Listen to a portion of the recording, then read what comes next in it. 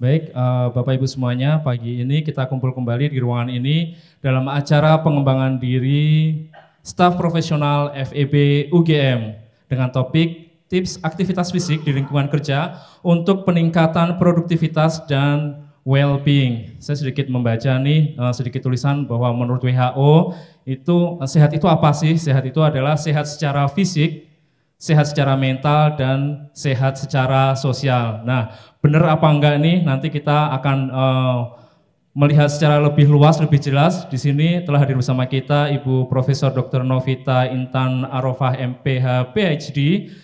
Beliau saat ini merupakan dosen Departemen Ilmu Keolahragaan, Fakultas Ilmu Keolahragaan dan Kesehatan Universitas Negeri Yogyakarta.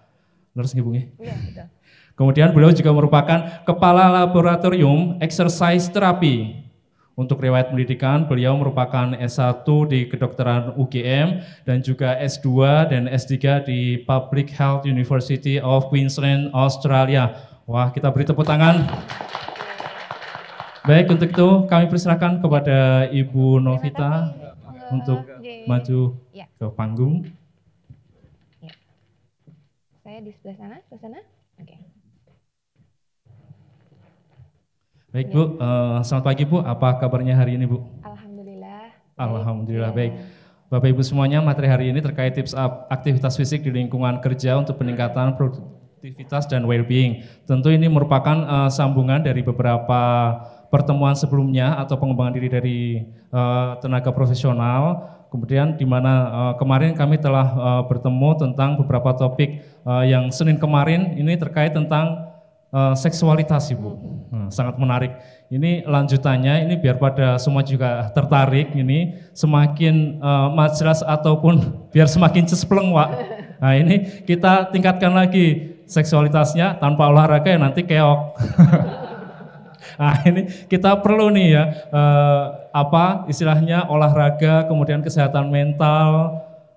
Baik, telah hadir di sini Ibu Profesor Dr. Novita, monggo tanpa berlama-lama lagi, kami persilakan kepada Ibu untuk memberikan materi. Terima kasih, suara saya terdengar ya? Juga di Zoom terdengar? Cukup bisa terdengar di Zoom ya? Ya. Assalamualaikum warahmatullahi wabarakatuh. Selamat pagi Bapak Ibu sekalian, baik yang ada di Zoom maupun yang ada di function hall ini. Pertama-tama kalau saya berdiri akan mengganggu nggak? Nggak apa-apa ya? Ya, baik. Terima kasih. Tadi sudah ada pemanasan dari tepuk lato-lato tadi, kita pemanasan lagi. Saya rasa tadi pemanasannya belum panas itu, walaupun tadi udah jalan kaki ya. Kita berdiri dulu, Bapak Ibu sekalian. Ini cocok biasanya memang untuk kalau yang sudah duduk lama, kemudian aktivitas misalnya seminar atau kegiatan apa, kita perlu memang tidak hanya duduk terus begitu, berdiri, kemudian kita melakukan gerakan-gerakan yang energizer gitu. Kita sebenarnya nanti di materi juga ada. Nah, ini beberapa hal tadi termasuk tepuk lato-lato. Nah, yang sekarang yang saya ingin kita lakukan, yang ada sedikit lebih ngebit, lebih cepat, bentuknya juga bermacam-macam, tapi hari ini kita akan lakukan begini. 1, 2, 3, 4, 1, 2, 3, 4, lalu 1, 2, 3, 4, jangan sampai jatuh ya Bapak Ibu. 1, 2, 3, 4. Lalu kita 1, 2, 3, 1, 2, 3, 1, 2, 3, 1, 2, 3, lalu 2, lalu 1. Kita awali dengan tepukan yang semangat dan kita coba beatnya agak secepat yang kita bisa, tapi jangan sampai jatuh, jangan sampai nendang kursi, supaya nanti lebih panas. Dan kemudian kita coba kita rasakan bedanya ya. Kita mulai sama-sama ya. Kita awali 1, 2, 3, 4, 1, 2, 3, 4, 1, 2, 3, 4, 1, 2, 3, 4, 1, 2, 3, 1, 2, 3, 1, 2, 3, 1, 2, 3, 1, 2, 1, 2, 1, 2, 1, 2, 1, 1, 1, 1, 1. Tepuk tangan yang keras. Ya, cukup. Semoga cukup bisa agak panas, kemudian bisa menerima materi ini dengan baik. Mohon silahkan duduk Bapak Ibu sekalian. Ya. Ini materi ini merupakan series yang ketiga tentang kesehatan fisik yang sebenarnya ini melingkupi usaha kita untuk menjadi sejahtera secara utuh. Karena kan tidak hanya kesehatan fisik, tadi sampai runtutannya sampai kesehatan finansial juga untuk membuat orang sejahtera, kan seperti itu pada kenyataannya. Nah, hari ini alhamdulillah suatu kehormatan bagi saya untuk diundang ke sini. Bapak Ibu, saya juga lulusan UGM, tahun 2002 saya lulus. Kemudian hari ini alhamdulillah kemudian juga mungkin menyapa Bapak Ibu Tendik di seluruh UGM secara umum, tapi secara khusus saya menyapa Bapak Ibu Tendik yang dulu membantu saya di FK UGM yang bergabung di Zoom. Terima kasih. Saya sangat bahagia bisa hari ini datang untuk sedikit berbagi dan memberi motivasi. Sebenarnya itu, kalau soal ilmu saya rasa mencari itu mudah, tapi kadang-kadang hanya butuh motivasi untuk bergerak maju ke depan gitu. Nah, hari ini materinya adalah ini, seperti ini ya. Ya. Nah, hari ini adalah tentang tips aktivitas fisik di lingkungan kerja untuk peningkatan produktivitas dan well-being. Seperti itu, Bapak Ibu sekalian. Nah, ini series yang sudah dicanangkan Bapak WD, Bapak Bayu dan tim itu sudah sangat komplit. Kemarin sempat untuk kesehatan spiritual, kemudian fisikal dan seksual tuh ya saya setuju ini terkait sekali begitu. Kemudian emosional, kemudian kesehatan finansial dan sebagainya meliputi merupakan bagian dari dimensi kesejahteraan yang kita inginkan, kan sebenarnya seperti itu, sejahtera itu secara utuh. Nah, untuk hari ini yang merupakan kesehatan fisikal ini sebenarnya nanti akan mempengaruhi beberapa hal, mempengaruhi kesehatan emosional juga atau kesehatan mental seperti itu. Oke, kita lihat lagi ini kok merupakan komponen tadi merupakan komponen kesejahteraan atau well-being. Bapak Ibu sekalian, ketika kita beraktivitas fisik, itu kan sebenarnya tidak semata-mata kita memperbaiki fisik kita, tapi juga memperbaiki mental kita. Kadang-kadang misalnya saya sepedaan begitu ya, jalannya cukup rame, saya nggak bisa terlalu cepat-cepat atau jalanannya nggak memungkinkan. Kemudian ketika pulang ke rumah tuh saya merasa saya nggak terengah-engah sama sekali, walaupun sudah 1 jam sepedaan, tapi karena tadi terlalu lambat, karena nggak memungkinkan untuk agak cepat, pulang ke rumah itu nggak masuk training zone sebenarnya, tapi apapun itu tetap ada manfaat buat saya. Salah satunya manfaatnya adalah mental ini, secara mental ternyata juga terpengaruhi. Coba kita lihat ya, pada saat kita berolahraga, saya masih berusaha untuk, ini. Ternyata tubuh kita menghasilkan hormon-hormon yang membuat kita happy. Hormonnya endorfin, serotonin, dan sebagainya itu muncul. Yang membuat kita lebih memiliki mood yang bagus pada hari itu.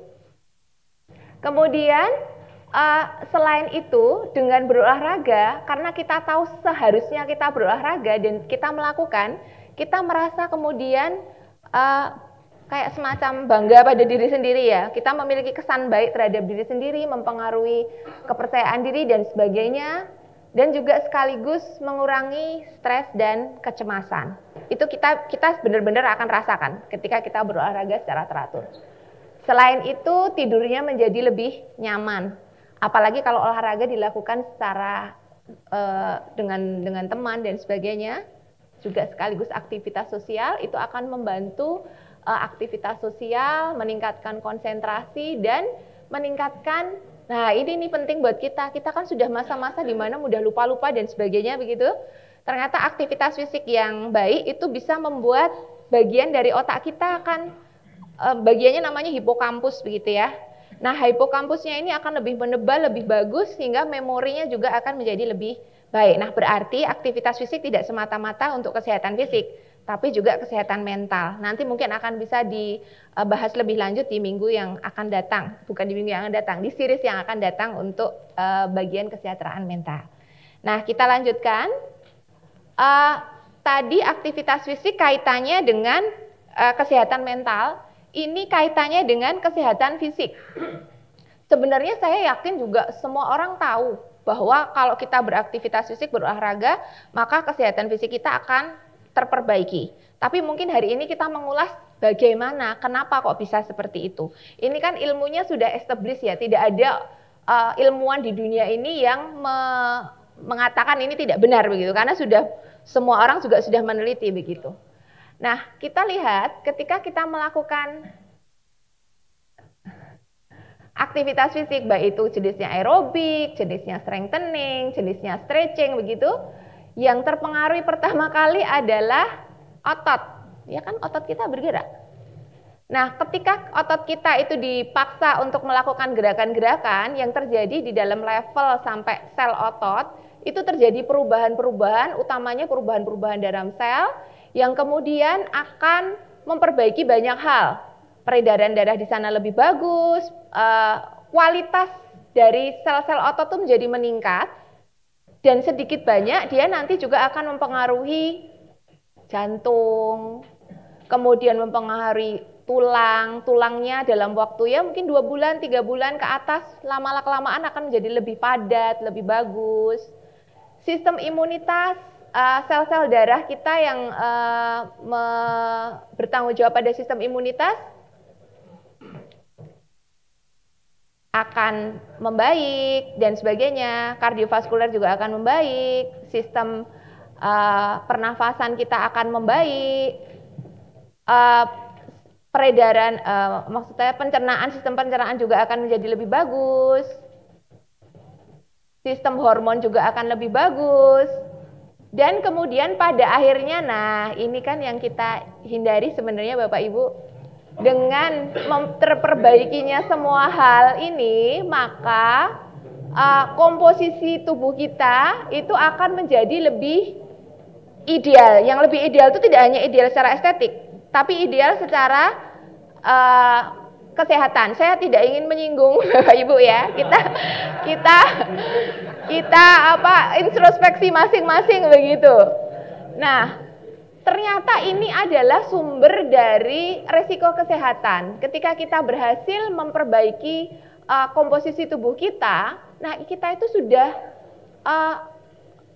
mengurangi resiko-resiko gangguan kesehatan. Utamanya adalah ketika kita seperti ini ya, ada kelebihan yang ada di perut kita gitu. Nah itu terjadi gangguan hormon, utamanya adalah gangguan insulin, yang kemudian ini menjadi tabungan untuk banyak masalah kesehatan. Kita namakan ini sindrom metabolik Bapak Ibu.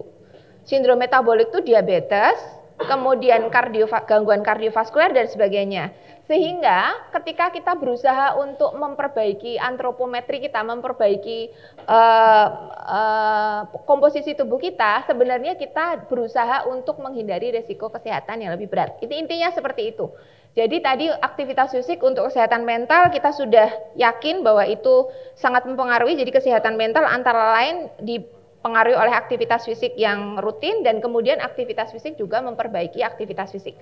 Harapannya hal-hal ini memotivasi kita, oh ya beneran penting, apalagi di usia-usia kita sekarang ini, begitu. Oke, kita lanjutkan.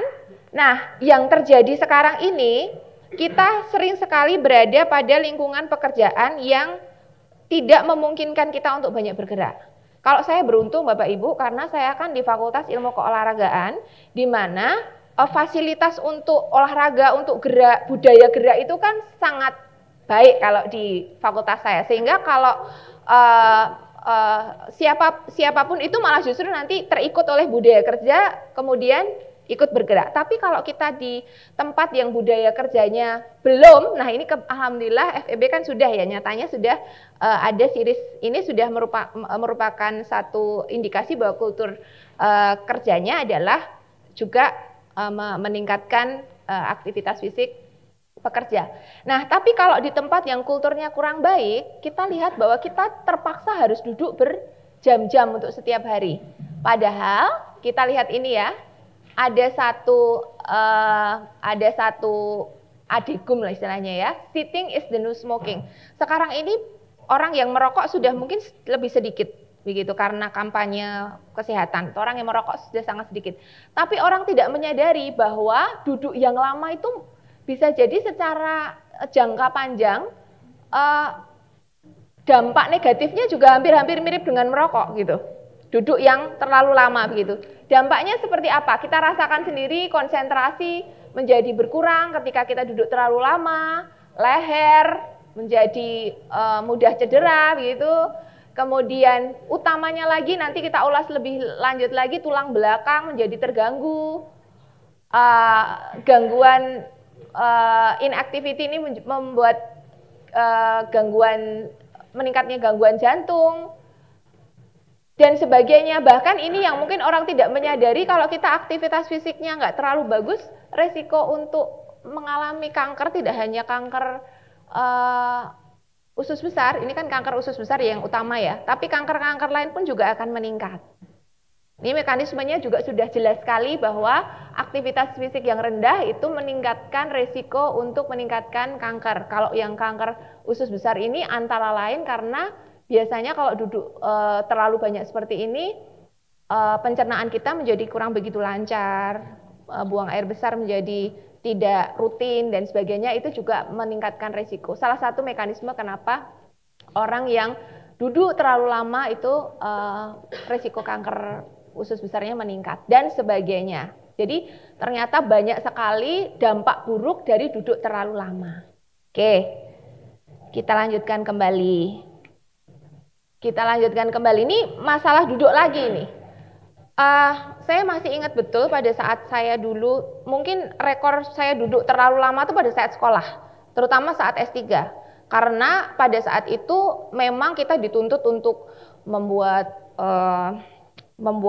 draft monografnya, membuat paper dan sebagainya, sehingga kita tidak terasa datang pagi jam 8 ke kantor, pulang jam 4 itu ya paling breaknya ya cuma sholat, cuma makan siang dan sebagainya, tapi mostly itu duduk begitu ya.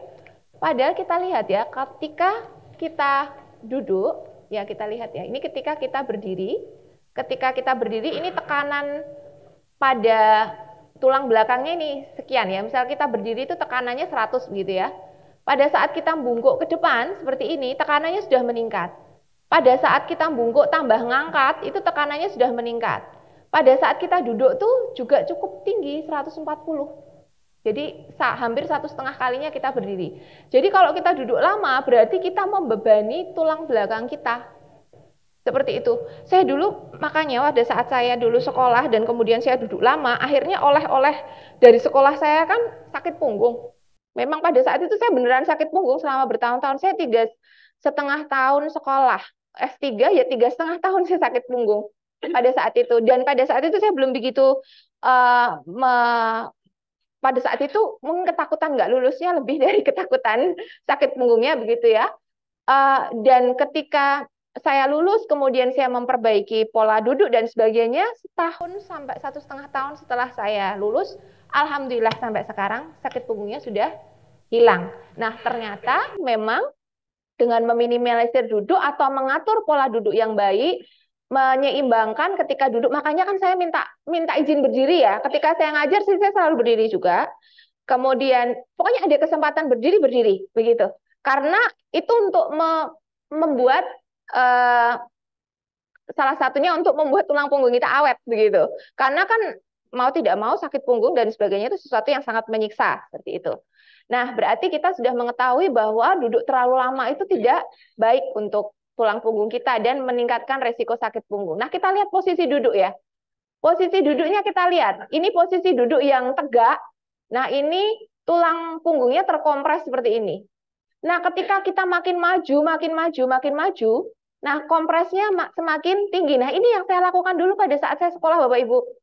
Kan makin begitu kita misalnya jam 8 masuk buka komputer, terus kemudian lihat pekerjaan, terus makin lama makin terserap begitu ya, kita makin in gitu ya, kemudian makin, apalagi mata saya juga kurang begitu bagus, saya makin lama makin in, makin fokus, sehingga kemudian saya makin maju. Nah ini kita lihat, ini membuat kompresi tulang punggung yang banyak sekali. Nah ada kalanya kita perlu agak nyender ke belakang begitu. Jadi agak santai gitu, agak nyender ke belakang karena ini mengurangi lebih lagi. Kalau misalnya ada jeda-jeda yang pada saat duduk itu kemudian berdiri, berjalan, ngambil print misalnya atau mengambil minum dan sebagainya. Nah, itu akan jauh lebih baik. Nah, ini kenapa kok saya share ke Bapak Ibu? Karena ya itu tadi, jangan sampai mengalami apa yang saya alami. 3,5 tahun fokus duduk dari jam 8 sampai jam 5, jam 8 sampai jam 5. Nah, ini membawa dampak yang kurang baik pada tulang punggung kita. Itu salah satu resiko. Yang risiko secara komplit tadi kita juga sudah review bersama-sama. Ya, kita lanjut.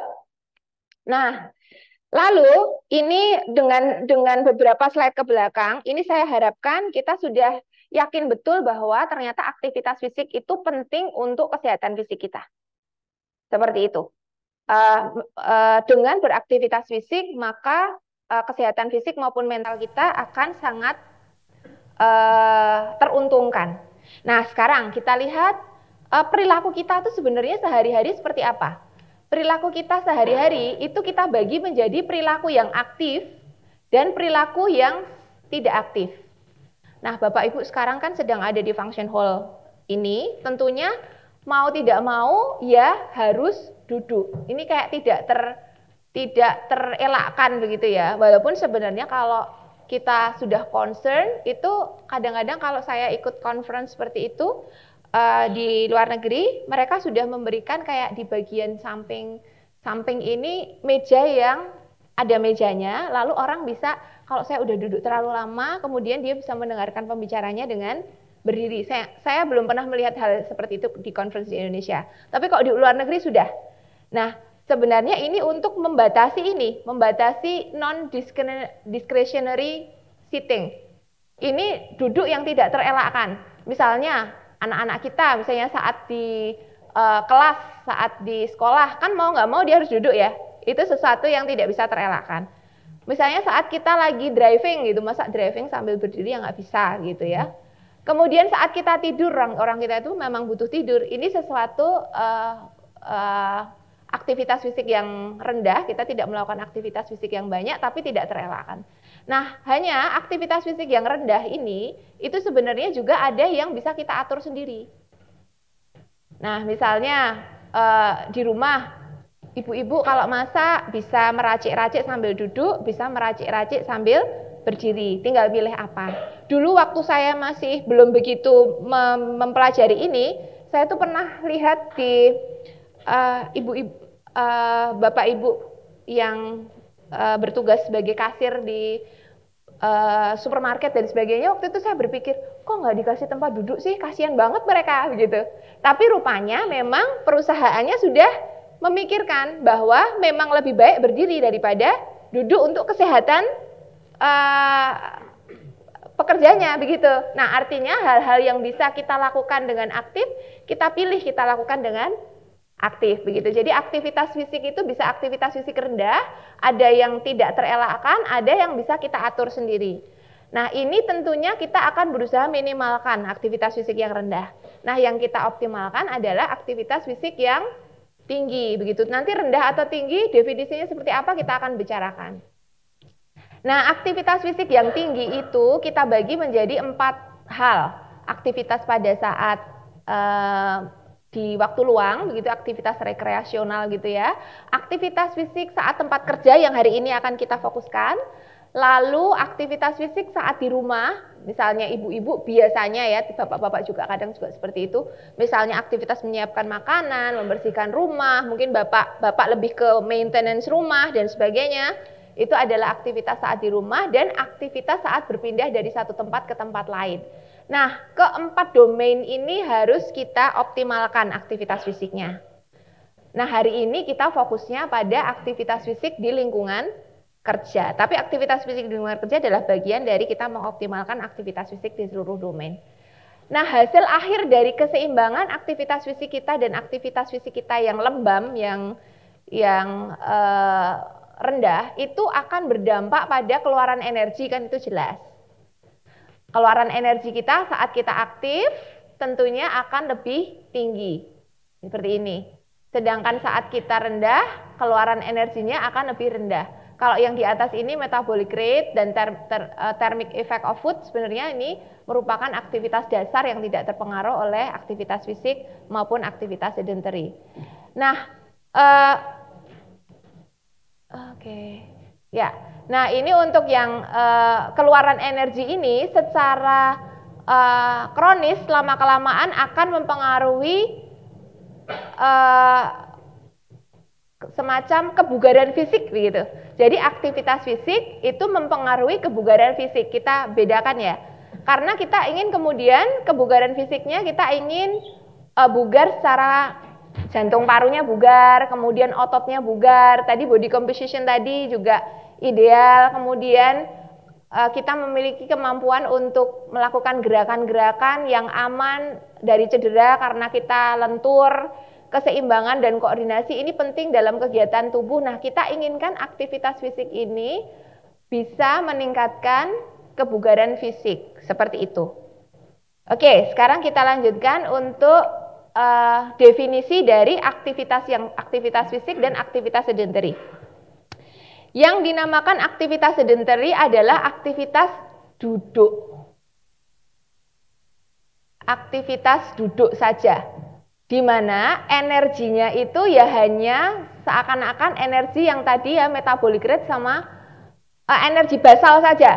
Kita hanya menggunakan energi basal saja. Ini aktivitas duduk, aktivitas tidur, ini termasuk aktivitas sedentary yang kita berusaha minimalkan.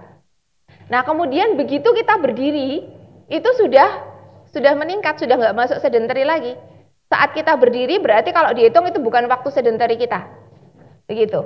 Kemudian selain berdiri, yang berjalan, baik berjalannya pelan, ini jelas sudah lebih meningkat lagi, kebutuhan energinya sudah di atas, tadi hanya 2, ini sudah sampai 3,5. Lalu aktivitasnya misalnya jogging, dan kemudian aktivitas berat. Nah, kita selalu menginginkan bahwa aktivitas ini sebanyak mungkin dan aktivitas ini sekecil mungkin. Itu intinya seperti itu sebenarnya. Nah, kemudian kita lanjutkan lagi. Ini mengulang yang tadi kita bicarakan, bahwa aktivitas fisik kita lihat pada saat apa? Pada saat kerja, pada saat di rumah, kemudian pada saat kita berpindah dari tempat satu ke tempat lain, kemudian pada saat di waktu luang yang memang didedikasikan untuk bekerja. Ini adalah jenis-jenisnya. Lalu selanjutnya, ketika kita melakukan aktivitas fisik, kita lihat berapa lamanya, berapa sering dalam 1 minggu, kemudian intensitasnya itu ringan, sedang, atau berat, lalu jenis kegiatannya apa? Karena aktivitas fisik sama-sama aktivitas fisik, tapi kan jenis kegiatannya bisa berbeda-beda. Nah, ini merupakan ketika orang melakukan aktivitas fisik, dimensi yang kita inginkan lamanya, kita ingin tahu lamanya berapa kali per minggu, kemudian intensitasnya seperti apa, jenisnya seperti apa. Nah, ini kemudian perlu kita pahami sama-sama, kita itu butuhnya berapa lama, berapa kali per minggu, intensitasnya seperti apa, jenisnya seperti apa, supaya kita sehat. Kan seperti itu Bapak Ibu. Misalnya sekarang saya tanyakan, mungkin barangkali Bapak Ibu sudah tahu, sebenarnya kita itu butuh berapa tahu untuk menjaga kesehatan kita? Saya pertanyaannya kan itu pertanyaan wajar dan pertanyaan yang pertama kali harus kita ketahui ya kalau kita ingin berubah. Aku pengen sehat, aku pengen melakukan aktivitas fisik, berapa banyak yang aku perlukan? Kan begitu. Bapak Ibu ada yang sudah tahu berapa banyak kita harus melakukan aktivitas fisik dalam 1 minggu, berapa kali, jenisnya apa, intensitasnya seperti apa? Belum? Nah, itu berarti paling tidak di akhir sesi ini kita sudah tahu, sehingga kemudian kita bisa refleksi, saya sudah memenuhi atau belum, kan seperti itu. Ya, itu pertama kali yang menurut saya yang terpenting dari sesi ini itu, kita harus tahu kebutuhan kita berapa. Nah, ini mungkin slide setelah ini. Nah, ini tadi domainnya ada domain pekerjaan, domain transport, domain leisure, domain aktivitas fisik di rumah, lalu tadi ada dimensi dari aktivitas fisik, ini jenisnya. Ternyata kita itu butuh kardio, butuh yang aerobik, kita butuh latihan kekuatan, kita butuh latihan yang stretching dan kita butuh latihan yang balance. Yang terutama yang sudah semakin berusia ini utama sekali, ini perlu balance karena kan semakin berusia semakin balance-nya kurang bagus terus jatuh. Nah, begitu sudah jatuh sembuhnya kan agak lama kalau sudah berusia dan sebagainya. Jadi ini yang utama ya tentunya dua ini, kardiovaskuler maupun strength ini semua usia perlu sekali. Nah, kemudian semakin lama kita fleksibilitasnya itu semakin buruk Bapak Ibu kalau semakin berusia, apalagi balance-nya. Nah, ini keempat jenis latihan ini perlu kita lakukan secara seimbang. Nah, kalau ini intensitasnya, untuk intensitasnya mungkin saya tidak akan mengulas terlalu banyak karena ini agak complicated. Mungkin saya cukup dengan tadi bahwa sedentary itu gampangnya aktivitas duduk di mana kita sudah nggak perlu energi tambahan begitu. Terus kemudian aktivitas yang light itu gambarannya ya seperti berdiri, berjalan dengan pelan. Kemudian moderate ini kecepatannya semakin tinggi, larinya. Yang vigorous dan high itu seperti itu. Kita kalau misalnya nanti ada istilah, oh intensitas ringan, intensitas sedang, intensitas tinggi, kita membayangkannya seperti ini. Nah, sekarang masuk ke yang tadi pertanyaan saya. Berapa kecukupan aktivitas fisik kita? Nah, ini sebenarnya per usia itu sudah ada rekomendasi dari WHO. Nah, sekarang kita fokus di sini karena kan kita insya Allah ada di sini ya, masih usia kerja kok. 18 sampai 64 tahun. Nah, kita itu butuh berapa sih supaya sehat? Itu pertanyaan utamanya. Butuhnya adalah kita butuh aktivitas aerobik dan kita butuh aktivitas kekuatan. Jadi, kita butuh dua jenis aktivitas fisik. Untuk aktivitas aerobik, kita punya pilihan, kita mau yang intensitas sedang atau intensitas tinggi, boleh. Gitu. Kalau kita memilih aktivitas aerobik intensitas sedang, maka kita harus mengakumulasikan 150 sampai 300 menit per minggu. Kalau aktivitas fisiknya masuk aktivitas intensitas tinggi, kita perlu mengakumulasikan 75 sampai 150 menit per minggu. Nah, penelitian mengatakan kalau kita lebih dari 2 hari itu tidak melakukan aktivitas fisik, maka manfaat dari aktivitas fisik kita hari itu sudah wear out, sudah berkurang. Jadi sebaiknya 150 sampai 300 menit itu tidak satu kali duduk. Dan jangan sampai ada selang yang terlalu lama. Jadi paling enggak selang sehari lah. Jadi misalnya 150 menit, kita ngambil batas minimalnya ya 150 ya, 50 menit hari ini, kemudian hari keempat, kemudian hari keenam dan sebagainya. Itu yang paling ideal supaya kita tetap mendapatkan atau terproteksi manfaat-manfaat aktivitas fisik itu. Itu kalau kita menggunakan yang intensitas sedang. Sedangkan kalau yang intensitas tinggi lebih sedikit lagi, misalnya per latihan hanya 25 menit, seperti itu. Nah, kemudian selain latihan yang jenisnya aerobik, kita butuh juga latihan kekuatan yang ngangkat-ngangkat ternyata perlu ini.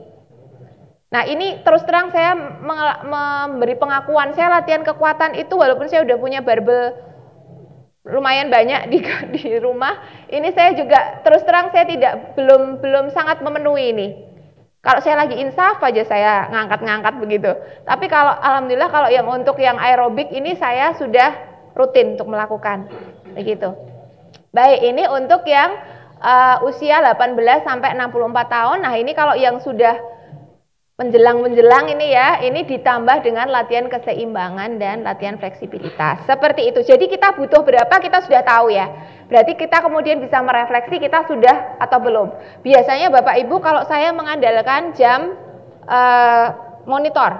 Nah, ini jam monitor ini mau menggunakan yang low end, high end itu sudah banyak sekali ya.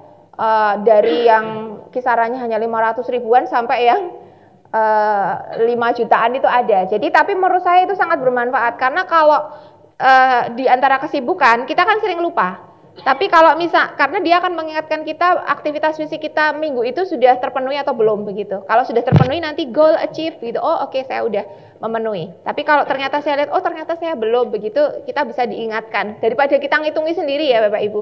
Itu salah satu yang membantu adalah activity tracker seperti ini yang sekarang di pasaran banyak sekali macamnya. Tinggal milih saja mau yang seperti apa. Oke, ini kita sudah tahu rekomendasi aktivitas fisiknya seperti apa. Nah, ketika kemudian kita berusaha refleksi pada diri sendiri, kita kemudian bisa menyimpulkan saya itu sudah masuk aktif atau belum sih. Kalau saya sudah masuk ke rekomendasi itu berarti saya dikatakan aktif gitu.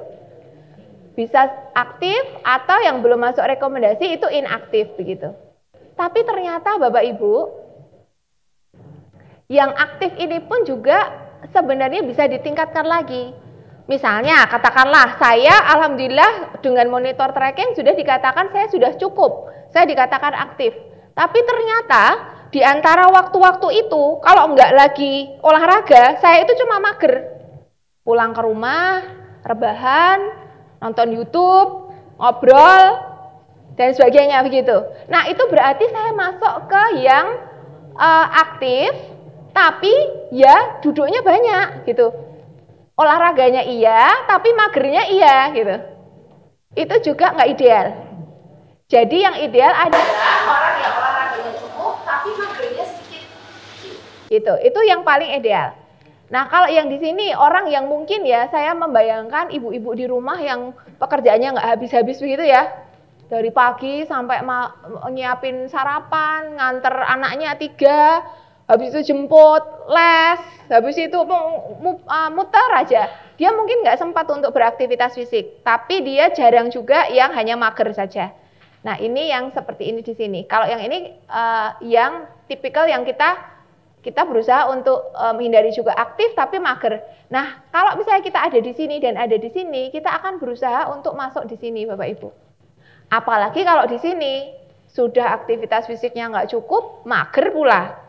Nah, ini tentunya kan yang terburuk di sini. Nah, intinya adalah kita berusaha secara bertahap untuk menjadi orang yang aktif, cukup, dan kemudian magernya rendah. Seperti itu. Oke.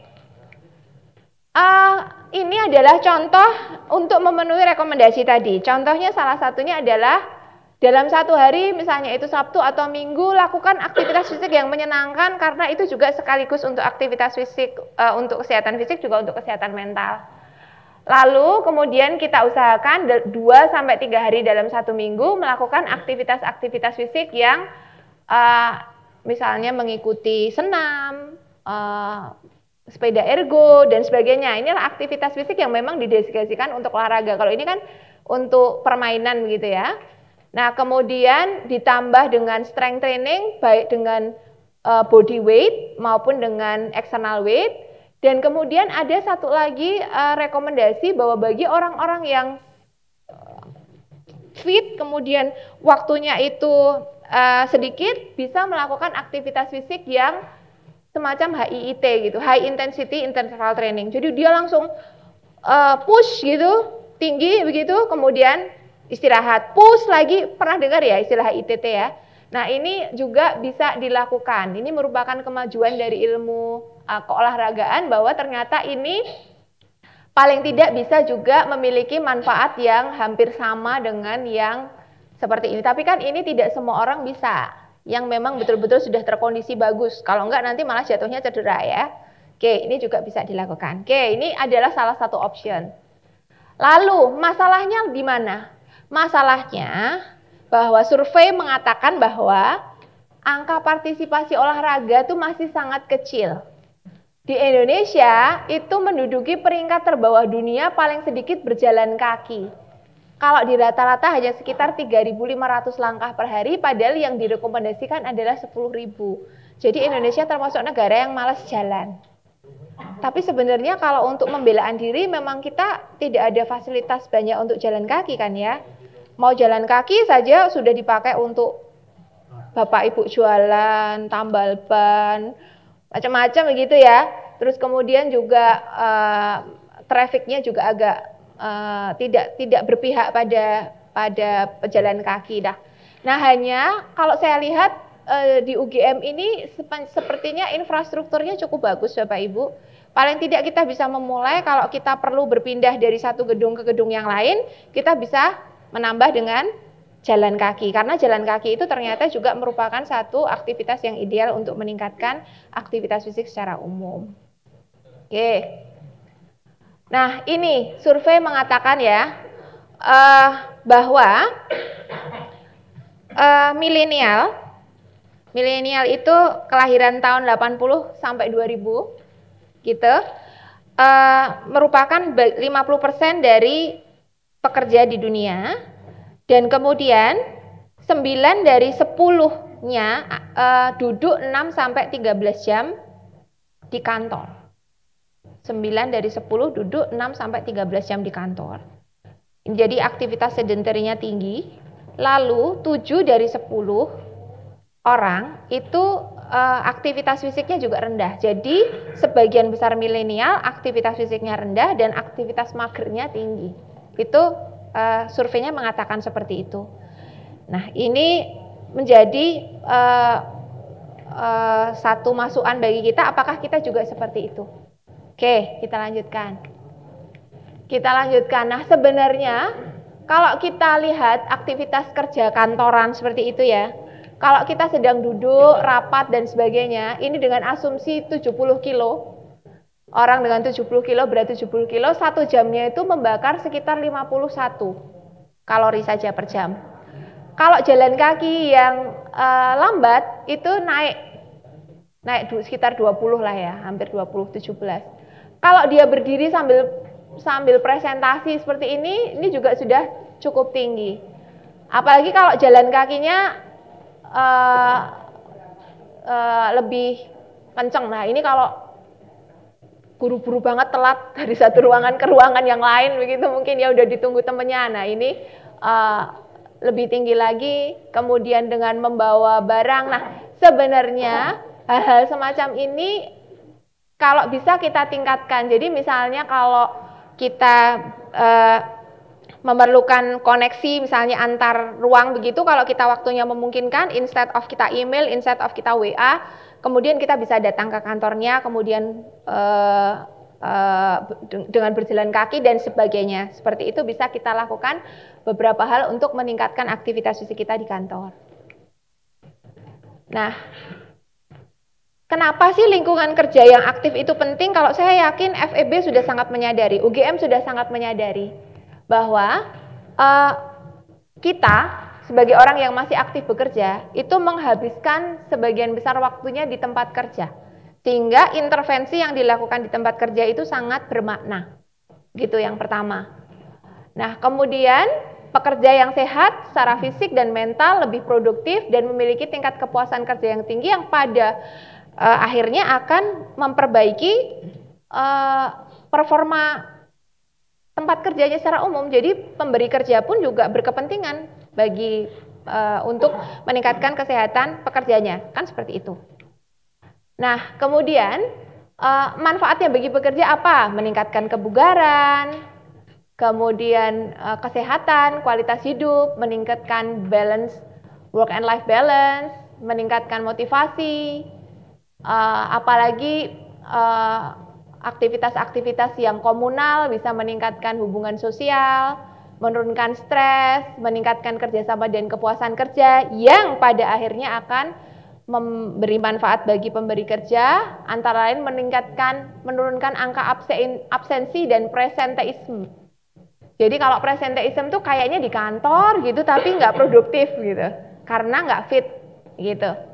Kemudian bagi yang memberikan benefit kesehatan, tentunya klaim kesehatan akan menurun. Kemudian meningkatkan rekrutmen dan retensi sehingga lingkungan kerja yang kondusif, yang meningkatkan kesejahteraan pekerjanya tentu akan menarik talent yang lebih baik. Kemudian meningkatkan reputasi tempat kerja. Oleh karenanya kita sering dengar ya, kalau misalnya perusahaan-perusahaan besar seperti Google, Meta, dan sebagainya itu dia berlomba-lomba untuk memberikan tempat pekerjaan yang kondusif kan. Karena itu juga merupakan satu reputasi dari tempat kerja. Nah, kalau dia bereputasi baik, maka orang, wah saya mau ke Google, saya mau ke Meta. Misalnya seperti itu. Kalau kemudian kita bandingkan Tesla, saya nggak banding-bandingkan ya. Cuma Tesla kan lebih harsh, sedikit lebih harsh begitu. Punya requirement yang tinggi dan sebagainya, mungkin orang-orang yang bertalent baik pun mikir-mikir gitu, kayaknya ini nggak cocok deh dengan lifestyleku. Untuk Tesla saya masuk ke tempat kerja yang lebih memiliki reputasi yang baik. Jadi antara lain seperti itu misalnya. Oke, lalu bagaimana pertanyaannya, bagaimana kita meningkatkan aktivitas fisik kita? Tadi pertanyaan yang pertama tadi, sebenarnya kita butuh berapa? Nah, lalu kalau misalnya pertanyaannya saya kok kayaknya kurang. Lalu bagaimana di tempat kerja itu kita bisa meningkat? Sebenarnya itu kita bisa lihat di beberapa level. Kita bisa merubah diri kita sendiri, bisa, ya kan? Kita bisa merubah diri sendiri. Tapi tentunya akan lebih mudah kalau kita tidak hanya merubah diri kita sendiri, tapi kita juga terdukung oleh lingkungan. Jadi mungkin kita akan bicarakan bagaimana cara mengubah diri sendiri, terus bagaimana kita bisa mempush lingkungan untuk bisa memberikan dukungan kepada kita.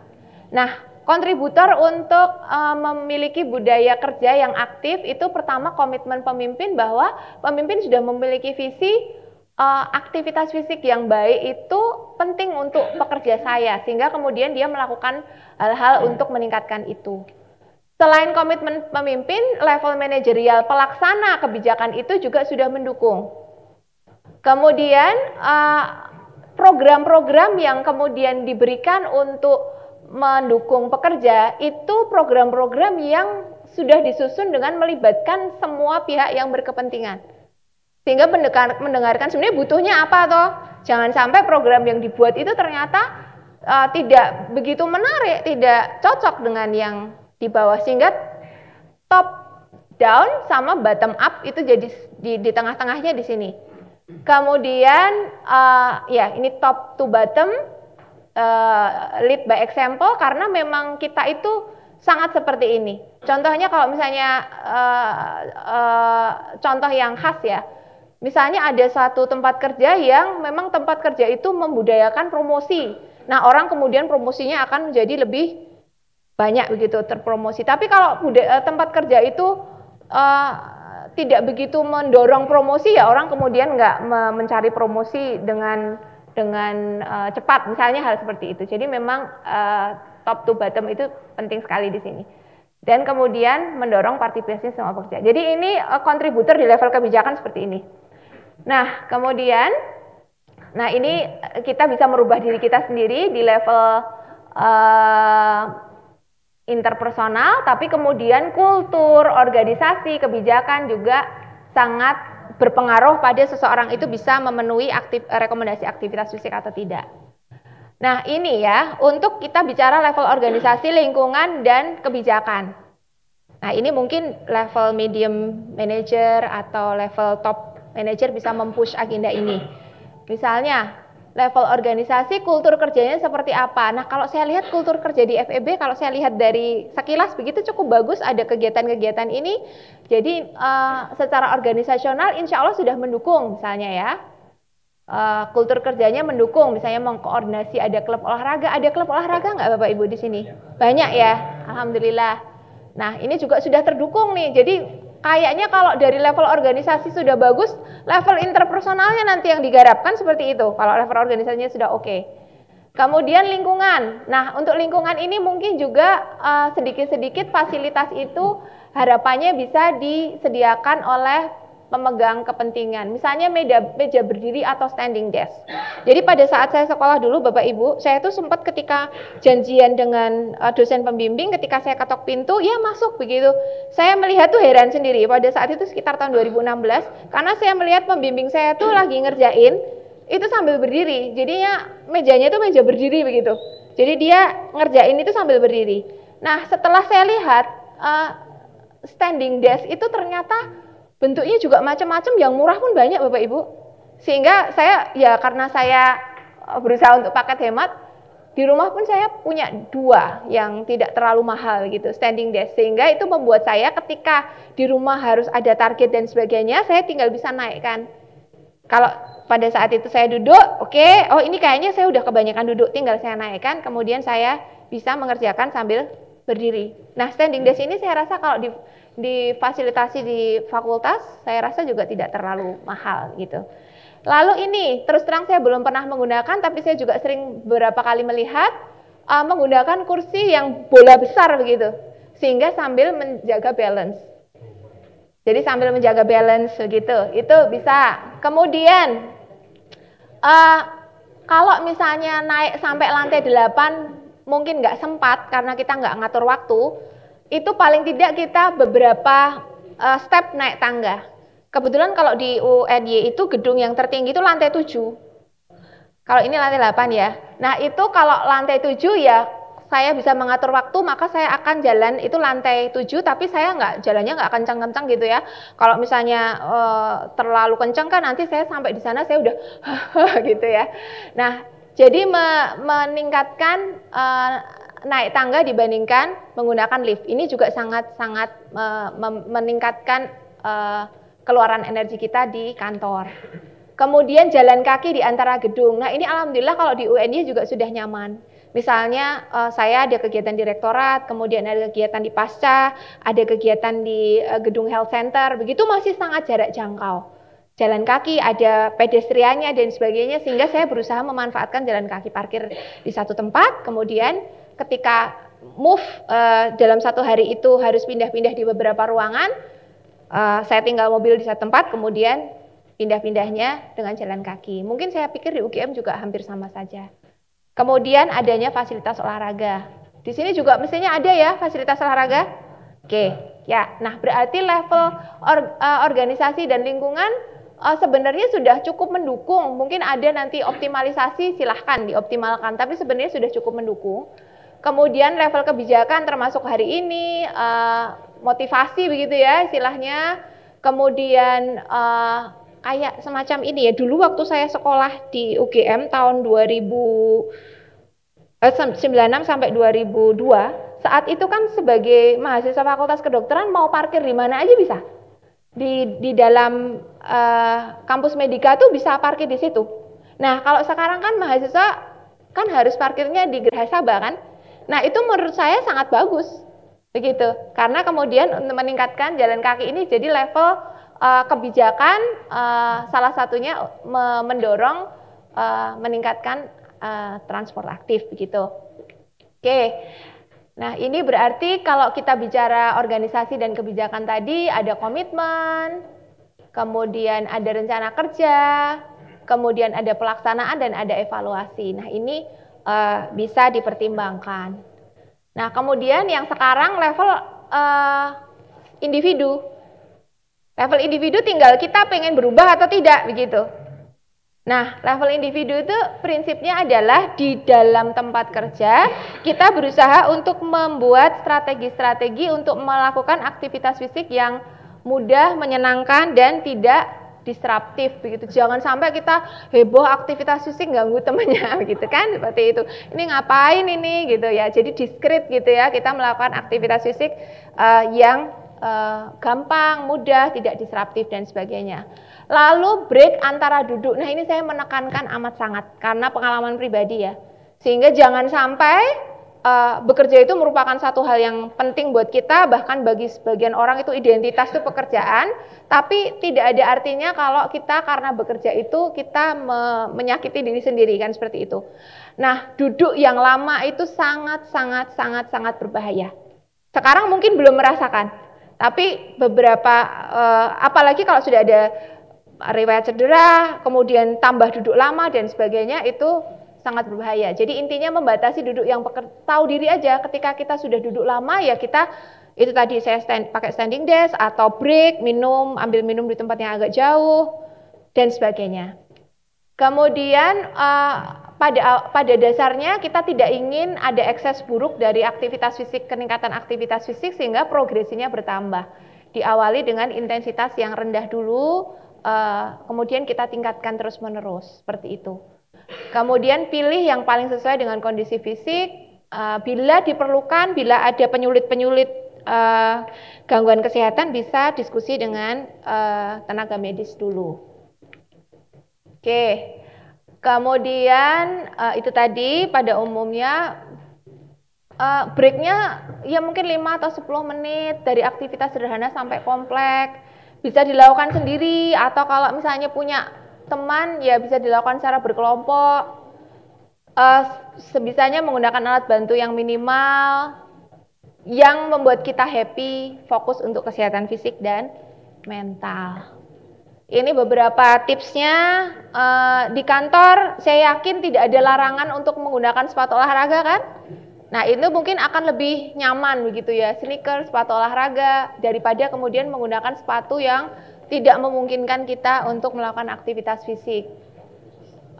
Meningkatkan jalan kaki, menambah menggunakan tangga, menggunakan brake, kemudian andaikan kita terpaksa harus menggunakan kendaraan sendiri, kita bisa parkir di tempat yang agak jauh. Seperti itu. Oke. Nah, ini beberapa tips. Salah satunya yang pertama kali saya lakukan, mungkin saya baru bagus aktivitas fisiknya mungkin sekitar 3 atau 4 tahun terakhir ini semenjak saya punya activity tracker begitu. Jadi activity tracker menurut saya pribadi dan menurut beberapa jurnal itu sangat berpengaruh. Jadi begitu saya ingin berubah, saya pengen itu akan tahu accountable begitu ya. Sehingga saya benar-benar tahu saya sudah atau belum, itu dengan activity tracker bisa menggunakan pedometer dan sebagainya. Lalu menggunakan aktivitas fisik, menggunakan apapun itu yang kita bisa. Kemudian ini salah satu contohnya dengan duduk dengan exercise balls, menggunakan tangga, melakukan stretch, ada break-nya, ada light weight-nya, dan sebagainya. Nanti kita lihat ada beberapa. Nah ini kita lihat ini menggunakan pakaian kerja, tapi pada kenyataannya bisa tetap kita lakukan hal-hal semacam ini. Ini masih nggak disruptif ini kalau menurut saya, asal masih pada space-nya tersendiri begitu ya. Ini bisa kita lakukan pada saat jeda-jeda di antara kerja kita, dan kemudian sumber-sumbernya banyak sekali, tidak hanya ini nanti kita bisa coba Bapak Ibu sekalian. Oke, nah ini bisa diputarkan ya. Misalnya mungkin kita lihat ini aja dulu, yang menarik mungkin yang ini, karena ini banyak aja Bapak-Bapak. Yang ketiga aja, latihan kekuatan di kantor. Ini bisa kita lakukan. Kalau yang stretching dan yoga ini kurang lebih sama, kita bisa mengulur di kursi gitu, melakukan latihan-latihan penguluran di kursi. Kalau yang ketiga ini ide-ide untuk latihan kekuatan di kantor. Jadi yang terakhir, yang latihan kekuatan di kantor aja. Coba kita lihat.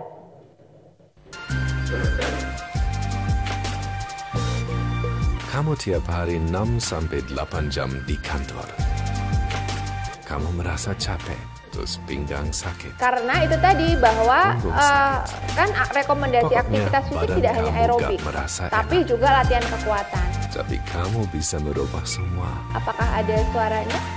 dengan latihan di kantor.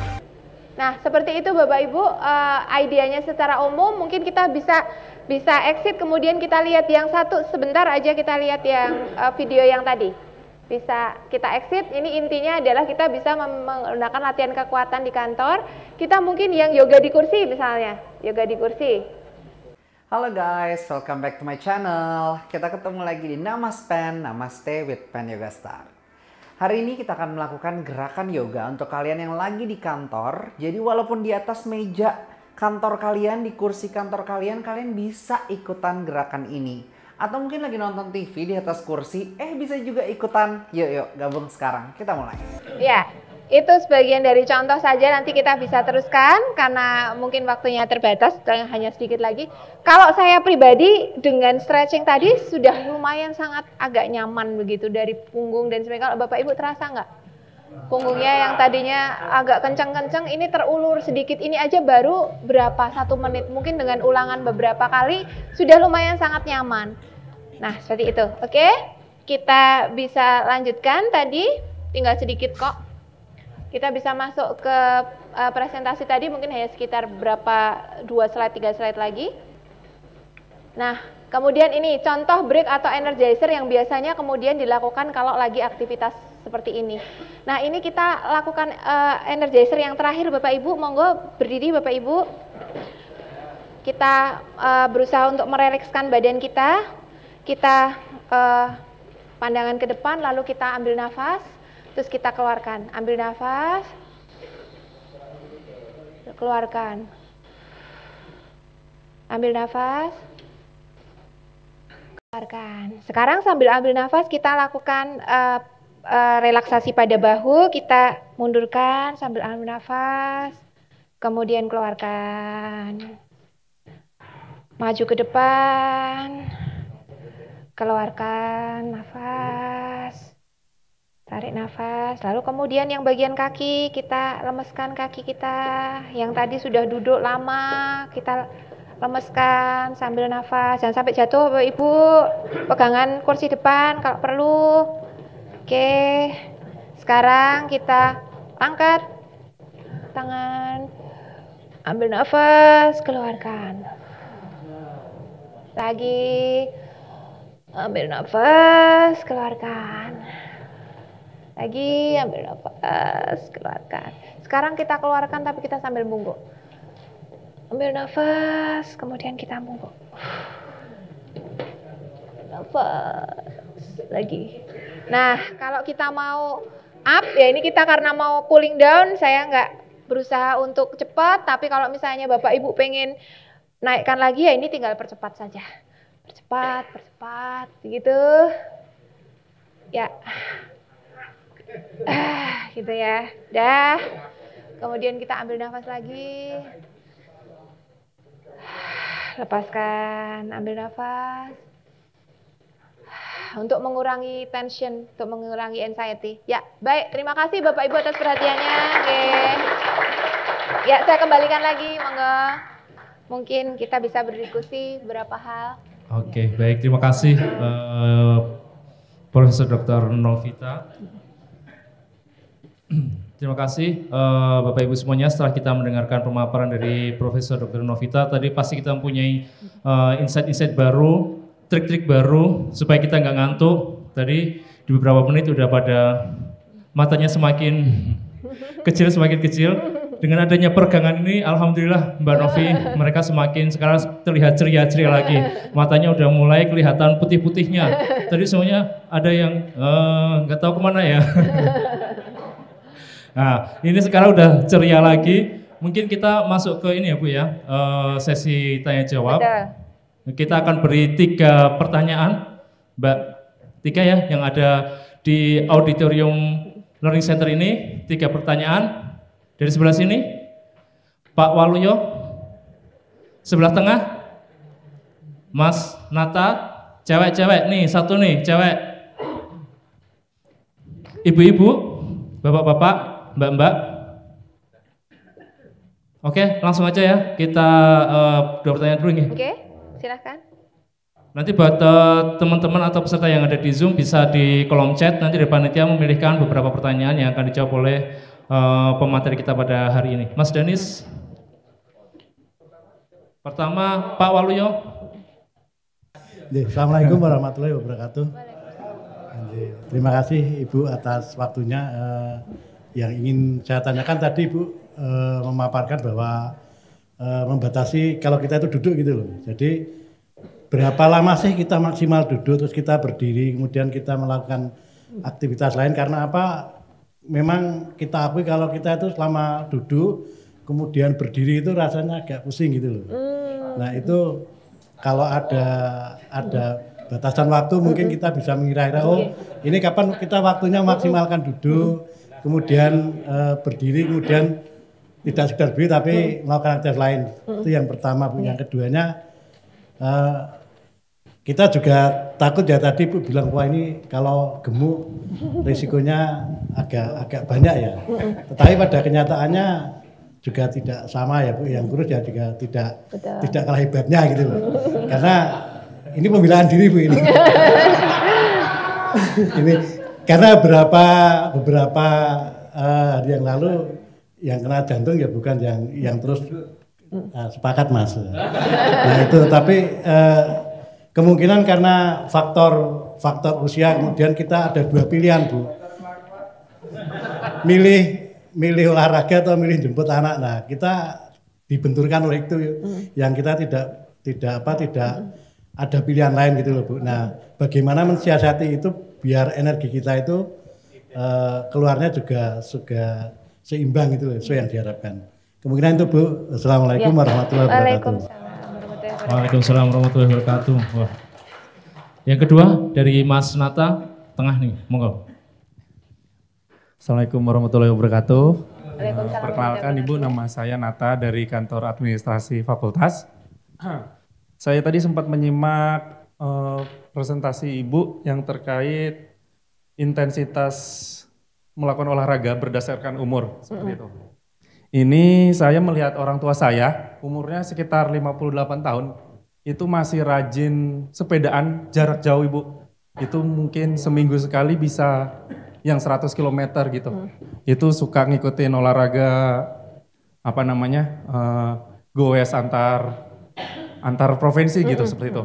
Cuman yang saya takutkan kalau misalnya itu melebihi batas usianya, kan ini dari PPT Ibu terlihat kalau misalnya usia 18 sampai 64 tahun itu hanya 150 sampai 300 menit.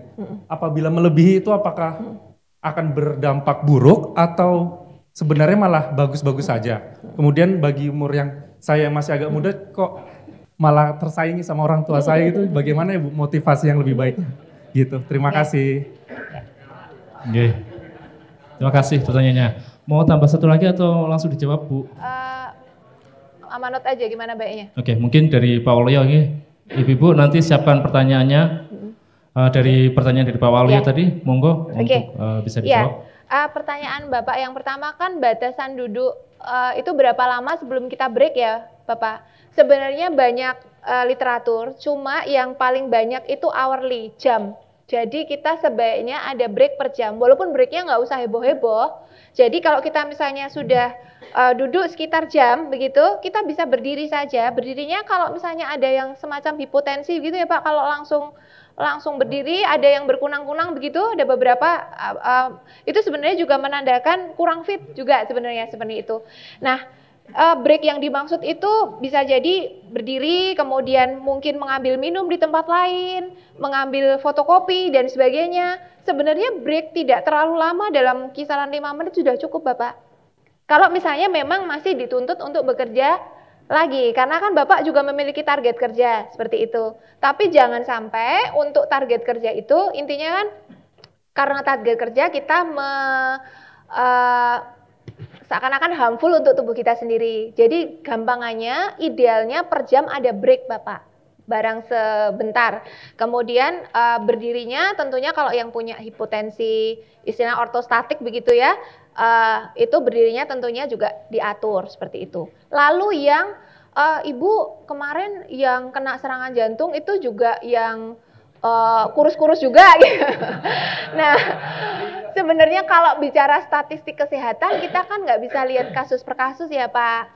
Misalnya begini, kalau di dunia ini selalu umur harapan hidup perempuan dan laki-laki itu kan pasti tinggi yang perempuan ya. Dimanapun itu, di Indonesia, di Cina, di Australia, dimanapun itu, statistik mengatakan bahwa umur harapan hidup rata-rata wanita itu lebih tinggi daripada perempuan. Tapi kok Mbah Putri saya meninggal duluan gitu. Kan kita nggak bisa seperti itu, kita selalu bicara rata-rata faktor risiko. Memang penelitian mengatakan bahwa ketika terutama sebenarnya lingkar perut, jadi kadang-kadang ada Bapak Ibu, maaf ya Pak, ada yang orangnya tuh langsing-langsing aja, tapi kok lingkar perutnya yang besar. Sama ada orang yang dia tuh kayak muscular begitu, tapi sebenarnya nggak berlebih. Nah, lebih bahaya di lingkar perut sebenarnya. Kenapa? Karena di lingkar perut ini kemudian kan ada lemak-lemak dan sebagainya yang mempengaruhi. Intinya sebenarnya yang terpengaruh pertama kali itu kerja hormon insulin itu.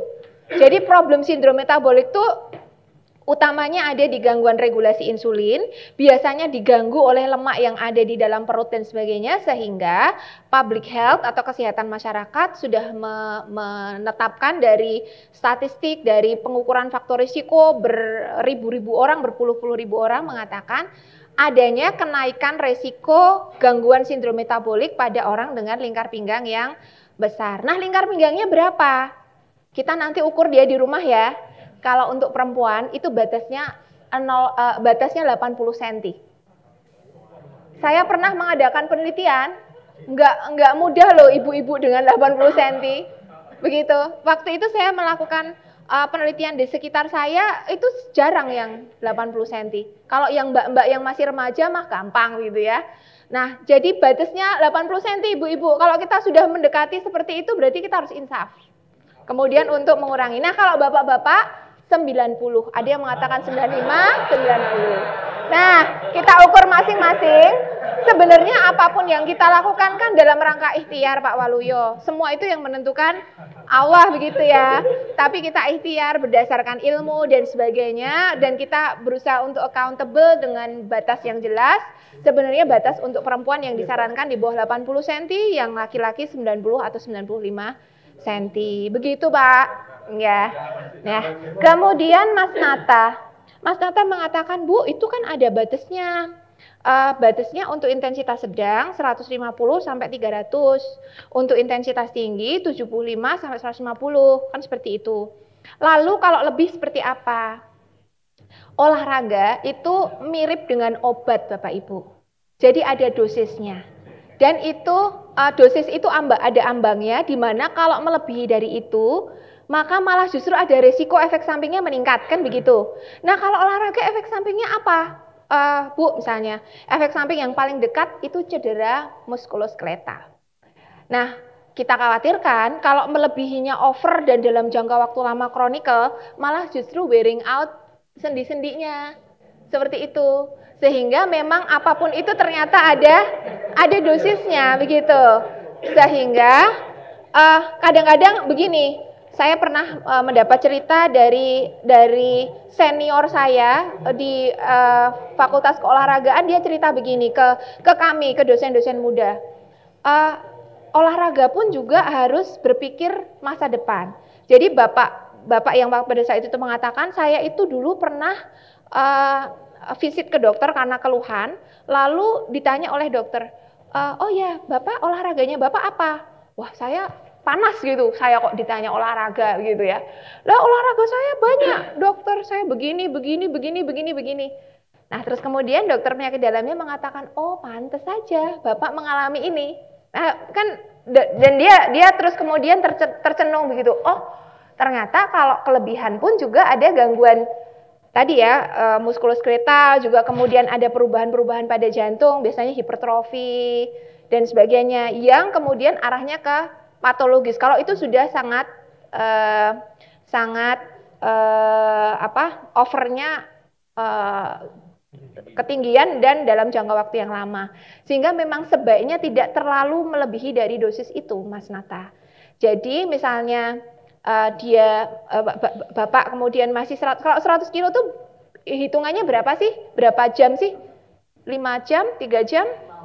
6 jam. Karena kalau hitungan saya tuh 20 kilo aja 1,5 jam. Jadi kalau saya lama banget gitu karena saya memang kalau naik sepeda kan lambat begitu ya. Nah, itu berarti kan sudah kelebihan ya, Mas Nata ya? Iya. Misalnya dia nggak goes, rasa badannya tuh kayak sakit gitu loh. Oke. Sebenarnya goesnya tetap, cuma jaraknya yang dikurangi. Kalau menurut saya untuk 100 kilo hitungannya 6 jam per minggu itu terlalu banyak untuk apalagi usia 58 di mana sudah tidak melakukan itu saja tulang kita dan sebagainya kan sudah menurun. Begitu. Sehingga kalau dari segi kesehatan itu memang perlu malah justru diturunkan. Nah, jarang ya kita minta untuk menurunkan. Tapi memang pada dasarnya seperti itu. Nah, makanya begini. Olahraga kesehatan dan olahraga prestasi itu sering berbenturan.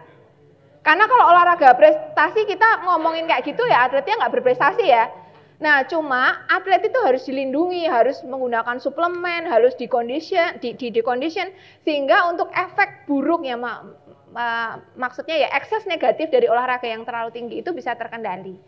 Nah, jadi kalau saran saya sebagai dokter ya, saya kan tentunya berpikirnya ke kesehatan pasien.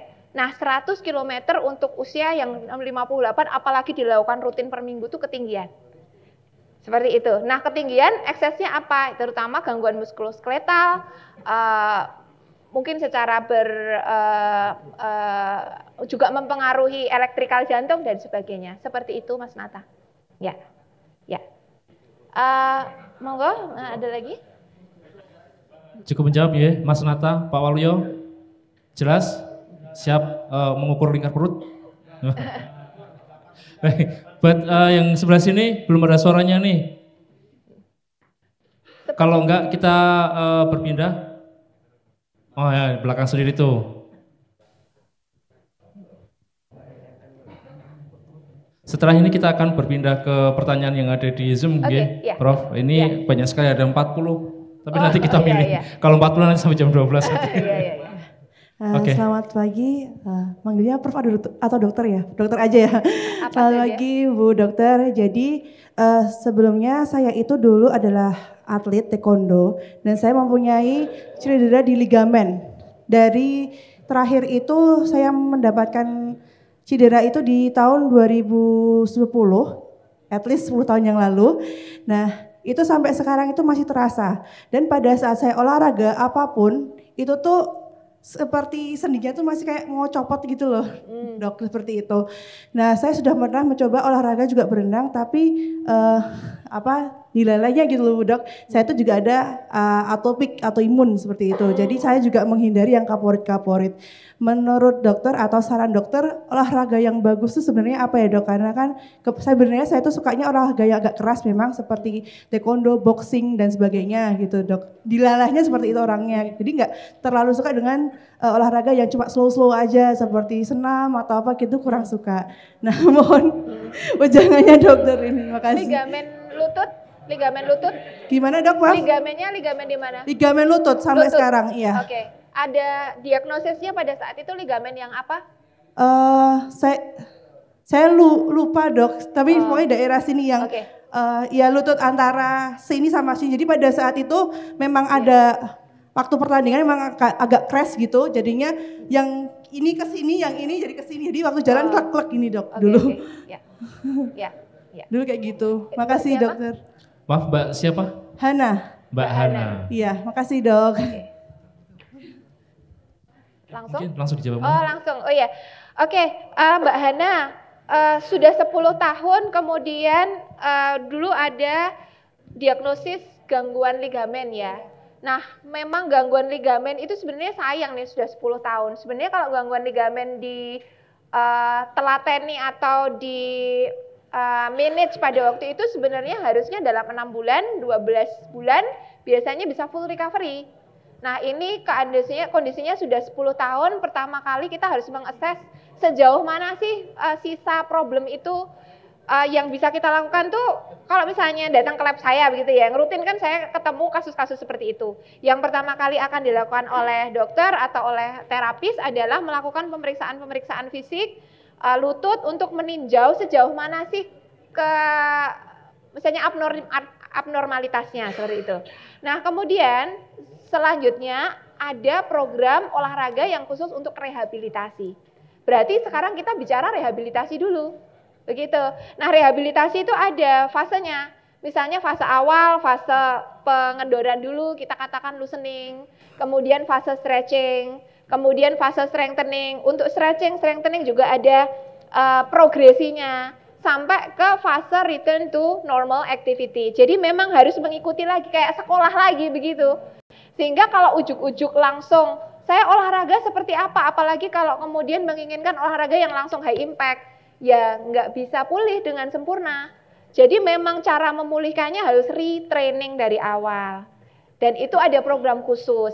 Begitu. Nah, itulah gunanya terapi latihan. Terapi latihan itu selain untuk cedera juga untuk misalnya untuk diabetes, untuk osteoporosis, misalnya untuk gangguan jantung, itu ada program latihan yang memang olahraga untuk menyembuhkan dulu. Begitu Mbak Hana, mungkin konsepnya secara gampang seperti itu perlu terapi latihan yang mengikuti alur retraining ligamen lutut yang disesuaikan setelah ada assessment awal dari individu yang mengalami itu. Begitu Mbak Hana? Ya. Terima kasih, Dok. Sama-sama. Oke. Kita beralih ke ini ya, Prof, ke Zoom. Ini dari Laila FKH UGM. Dokter, mohon izin bertanya nih, saya rutin berolahraga jalan kaki minimal 30 menit per hari. Biasanya 5 kali dalam seminggu dan aerobik 1 kali seminggu. Akan tetapi, kenapa ya Dok, setiap selesai berolahraga, saya malah merasa mengantuk. Bukankah seharusnya saya malah merasa bugar gitu, Dok? Itu pertanyaan yang pertama. Iya.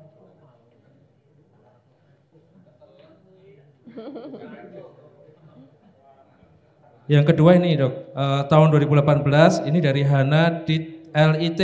Tahun 2018 saya didiagnosis saraf kejepit di pinggul dan punggung. Disarankan tidak beraktivitas atau olahraga yang berlebihan seperti aerobik, bersepeda, lari, angkat beban. Saran dokter diminta untuk berenang. Apakah ada rekomendasi olahraga yang aman, Dok? Mungkin itu dulu. Oke, Mbak Laila dan Mbak Laila dan Mbak Hana. Oh, Mbak Hana lagi. Oke. Olahraga, habis olahraga kok ngantuk begitu? Pertama, saya berpikir keseimbangan antara tidur dan olahraga. Karena tidur itu kalau buat saya juga sangat penting. Jadi jangan sampai kita tidur itu kurang dari requirement yang disarankan. Misalnya kita dengan usia sekian ini paling nggak 6 sampai 8 jam. Minimal tuh 6, kita harus punya itu. Begitu. Karena tidur itu juga untuk kesehatan.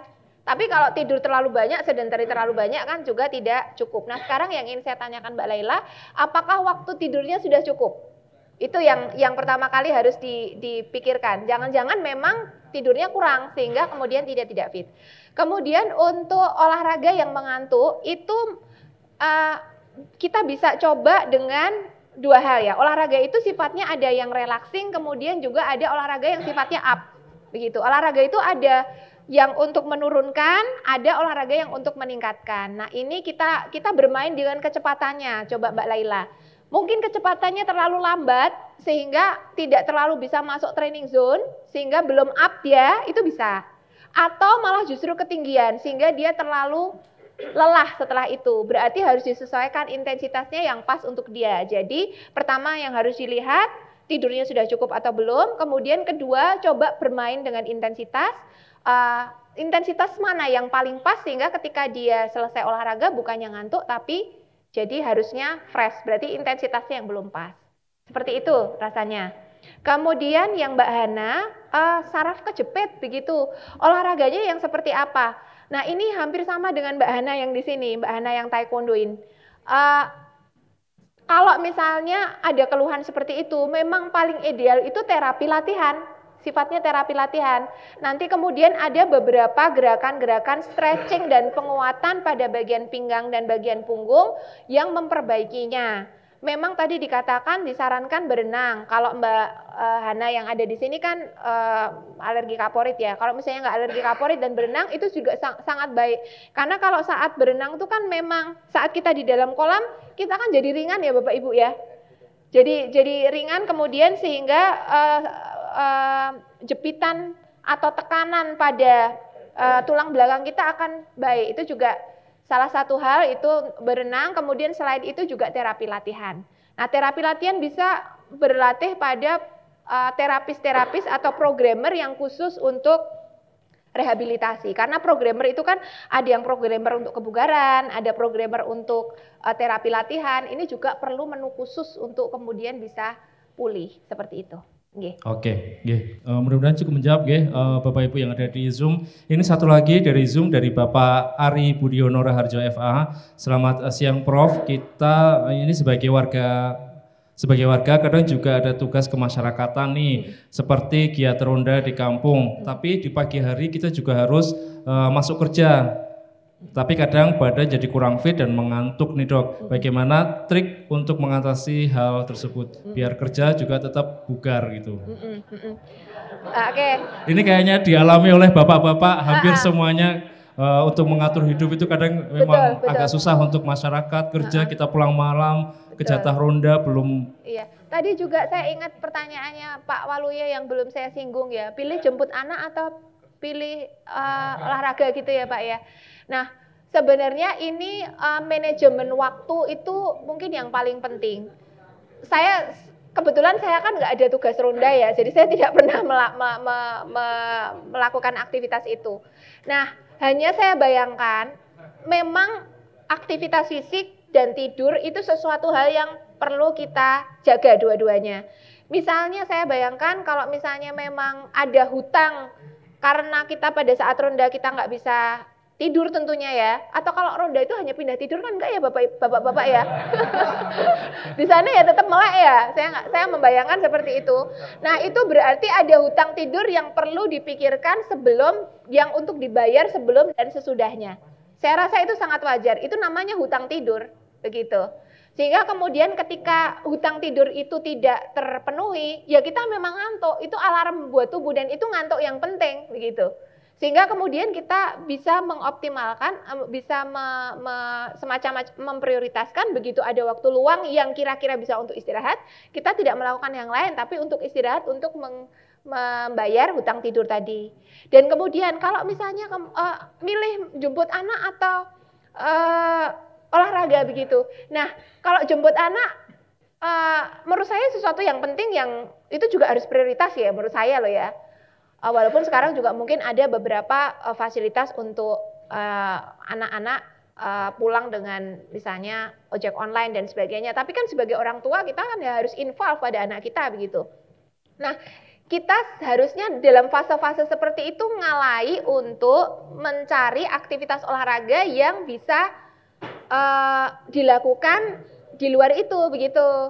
Jadinya kalau misalnya jadwal teman-teman kebetulan kok saya jadwalnya jemput anak. Kalau saya ya berarti saya olahraga yang tidak mengikuti jadwal teman-teman. Misalnya saya karena kebetulan masih ada jemput-jemput juga saya.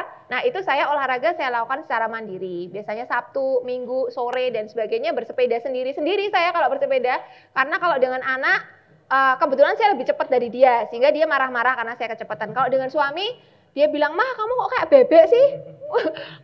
Nggak sampai-sampai dong. Nah, akhirnya saya ya udahlah daripada nggak menyenangkan bagi partnernya, biasanya saya melakukan sendiri di sela-sela waktu saya yang lain. Jadi saya atur sendiri Pak Waluyo. Saya insya Allah tetap berusaha untuk berolahraga, tapi kewajiban-kewajiban yang lain juga harus tercover gitu ya. Karena kan kita multitask, di rumah juga ada tugas, di kantor juga ada tugas, di kemasyarakatan juga ada tugas. Tapi hak tubuh kita untuk dapat waktu untuk itu juga gitu. Sehingga mungkin manajemen waktu saya pikir Pak. Oke, iya. Mungkin cukup menjawab ya Bapak yang bertanya di Zoom. Pak Eko, iya. Mungkin masih ada waktu. Masih? Oke. Pertanyaan yang di sini tadi masih ada satu. Bapak yang di belakang. Bapak yang di belakang. Matur nuwun, Assalamualaikum warahmatullahi wabarakatuh. Waalaikumsalam. Saya Pak Selamet Bu Intan, jadi cuma pengen tahu aja untuk tips-tips olahraga bagi orang-orang yang mungkin sudah agak senior gitu ya. Jadi mungkin 50 tahun ke atas, apa olahraga yang tepat gitu ya. Kan kita itu masih yang usia udah agak senja ini, saya udah pengen bal-balan, ada yang kepengen volley, juga ada yang 50 tahun ke atas. Nah, itu olahraga yang tepat. Jangan-jangan pengennya kabeh ya Mas Wan ya. Tapi kadang-kadang sudah tidak mendukung untuk tubuh kita. Apa yang tepat olahraga yang untuk seusia kami. Kami itu saya dan teman-teman yang sebaya. Nggih ngoten matur nuwun. Iya, Bapak siapa? Nggih, Bapak Selamat. Yang kedua, Mas Ibas. Assalamualaikum, terima kasih. Izin bertanya, Prof. Novita. Yang pertama adalah untuk yang tabel aktivitas tadi, itu apakah ada saran terbaik dilaksanakan di pagi, siang, atau malam begitu Dok? Terus kemudian yang kedua, jika dengan orang tua yang mengidap diabetes, apakah masih relevan dengan tabel tersebut di atas? Kemudian yang ketiga, kalau contohnya kalau ibu-ibu itu memang aktivitasnya hanya jalan kaki, semisal contohnya di mall begitu, Dok, apakah itu bisa mensubstitusi tabel yang dokter berikan tadi dengan menambah jumlah ke mallnya mungkin seperti itu? Terima kasih. Ya, Mas siapa? Cukup Red, Mas Dimas. Mas Dimas, Pak Selamat dan Mas Dimas. Pak Selamat dan Mas Dimas, mungkin dari Pak Selamat terlebih dahulu untuk dijawab. Pak Selamat, olahraga apa yang paling cocok? Sebenarnya olahraga yang membuat kita senang itu yang pertama. Karena kalau olahraga itu membuat kita senang, kita nggak bisa melakukan dan kita nggak bisa terus-menerus gitu ya. Karena kan kita nggak hanya ingin berusaha merubah gaya hidup seminggu, 2 minggu, sehari, 2 hari. Tapi terus, ini merupakan satu gaya hidup yang kemudian kita lakukan terus. Berarti olahraga yang membuat kita senang. Apabila olahraga itu berupa olahraga permainan, itu satu hal mindset kita. Kita tuh bermain nggak untuk menang. Itu. Jadi ada loh Bapak Ibu yang kadang-kadang ada yang mengatakan ya, bapak yang mengatakan kepada saya, Bu Intan tahu nggak sifat asli manusia itu ketahuan di lapangan tenis, dia bilang kayak gitu. Jadi kalau yang suka curang ketahuan, ada yang seambisius ketahuan, ada yang ketahuan. Nah, Jadi ketika kita berolahraga itu jangan terlalu emosional pengen menang. Kalau apalagi udah usia tinggi, karena nanti memaksakan diri jatuhnya. Kalau memaksakan diri, cedera itu jadi lebih sering, begitu Bapak. Sehingga nggak masalah tenis, futsal, sepak bola, tapi tetap melihat diri sendiri dan kemudian safety itu yang penting. Jadi itu yang menyenangkan dan yang safe. Nah, apabila Bapak itu menyukai yang model kayak saya ya, saya kebetulan cukup telaten juga kalau misalnya hanya sepedaan dan sebagainya. Buat saya itu sudah refreshing ngelihat, oh ini gedung ini sekarang jadi ini ya. Oh ternyata di sini, itu buat saya sudah menyenangkan begitu ngelewati Jogja untuk kemudian melihat perkembangan dan sebagainya. Atau Bapak Ibu yang suka jalan kaki itu sudah buat mereka happy, ya lakukan saja. Pokoknya intinya yang membuat senang sehingga bisa dilakukan lama. Tadi Mas Nata juga menyampaikan gimana sih caranya supaya kita bisa berubah dari yang tadinya kita nggak aware soal olahraga menjadi aware begitu. Mungkin kuncinya ada di memaksakan diri terlebih dahulu, karena kita yakin itu baik buat kita. Itu pertama, kita yakin buat kita, maka kita ingin berubah. Keinginan itu dulu yang harus muncul. Lalu dicoba untuk melakukan, sehingga ketika kita melakukan, oh nyatanya aku juga bisa ya. Percaya diri kan, kita makin lama, oh ternyata melakukan seperti itu juga bisa. Sudah mulai percaya diri. Nah, ketika kita udah mulai percaya diri, kita sudah melakukan aktivitas fisik itu kan lama-lama akan banyak godaan toh. Kemudian, oh ini sibuk lah, oh hujan lah, oh ini dan sebagainya. Sehingga kemudian kita mungkin akan relapse untuk kemudian mager lagi. Nah kuncinya adalah coba pertahankan untuk paksa itu 6 bulan aja. Jadi kata ajaibnya 6 bulan. Nah kalau sudah 6 bulan seperti itu sudah jadi habit kalau secara teori ya, saya juga mengalami. Jadi waktu itu saya mulai rajin olahraga dan sebagainya itu masa-masa COVID di mana banyak waktu luang kan. Kemudian tanpa terasa kok COVID sudah lama kok saya tetap ya. Karena saya sudah 6 bulan lebih begitu ya, kemudian kalau enggak rasanya aneh. Begitu itu. Jadi mungkin awalannya akan seperti itu. Kelihatannya yang Pak Samad sudah, Mas Dimas. Tadi pertanyaannya yang selain yang diabetes apa ya? Yang sebelum terkait diabetes apa ya? Tadi waktu yang tepat di siang. Oh, waktu yang tepat. Oke. Sore malam. Nah, waktu yang tepat itu waktu yang kita sempat.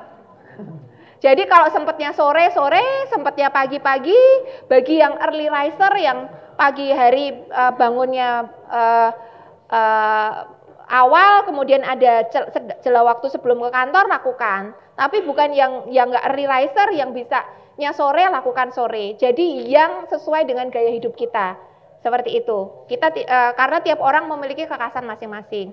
Lalu kalau yang untuk diabetes, itu seperti apa? Jadi kalau rekomendasi aktivitas fisik untuk penderita diabetes itu sama, Mas. Sama dengan usia 18 sampai 64 tahun berarti 150 sampai 300 menit untuk intensitas sedang dan 75 sampai 150 menit untuk intensitas kuat dan latihan kekuatan. Tapi ada catatannya.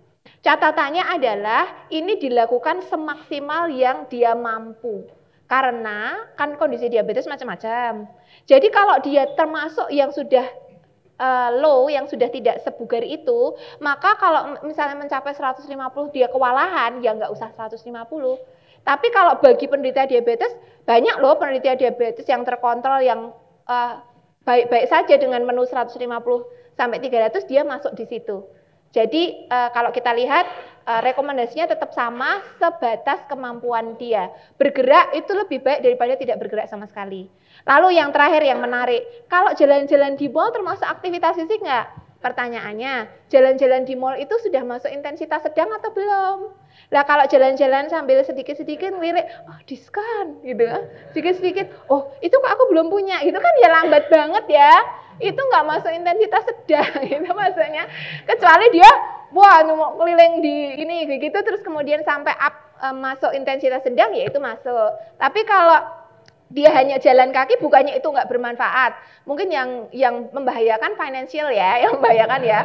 Tapi untuk kesehatan itu juga tetap bagus daripada mager. Kan tadi kita katakan tidak hanya aktivitas fisiknya cukup, tapi magernya minimal gitu ya. Kalau bisa istiqomah jalan di situ, tapi nggak belanja-belanja terlalu banyak, ya itu bagus. Baik untuk kesehatan fisik maupun kesehatan finansial seperti itu. Nggih, monggo. Oke, cukup menarik ya. Ini kita masih ada pertanyaan di Zoom atau di Zoom ya. Di Zoom ini kita ada 3 pertanyaan, Bu. Prof, di sini ada dari Dwi Sabto. Bu dokter, lutut sebelah kiri kalau ditekuk itu bunyi kletek-kletek. Dan juga cepat kesemutan bila untuk duduk bersila atau jongkok. Kenapa dan bagaimana solusinya? Atau mungkin asam urat, kolesterol? Nah, ayo Bapak kemarin, Bapak Ibu, siapa yang ngecek kolesterol asam uratnya pada tinggi? Angkat tangan. Kemarin statusnya pada itu. Kemarin kan kita ada cek kesehatan. Status teman-teman kemarin itu aduh gitu. Status WA-nya semuanya ada yang naik segala macam, itu tak terkira itu, Bu. Nah, mungkin ini minta jawabannya kenapa dan bagaimana solusinya. Kaki sering kesemutan kalau duduk bersila. Yang kedua ini dari Mbak Ika Krisnadewi. Halo dok, saya penikmat sepeda ultra cycling, di mana dikatakan ultra jika menempuh 200 km. Bersepeda merupakan media healing dan stress release. Mohon info suplemen yang aman bagi tubuh dan tips supaya hobi sepeda ultra ini cukup aman bagi tubuh untuk jangka panjang. Saat bersepeda saya menggunakan cyclocom dan juga heart rate indicator. Kemudian yang terakhir dari Pak Aris Suhardi, SPS UGM. Izin tanya dok, saya itu jarang olahraga, tapi saya sering kerja yang menghasilkan banyak keringat. Nah itu pertanyaannya, itu sama nggak ya dok antara olahraga yang menghasilkan keringat dengan saya kerja dengan menghasilkan keringat? Monggo. Oke. Bu Sabto tadi lututnya kletek-kletek dan kesemutan ya. Nah, lutut kita ini ada ligamennya. Tadi Mbak Hana problem di ligamen. Ligamennya ada beberapa ligamen.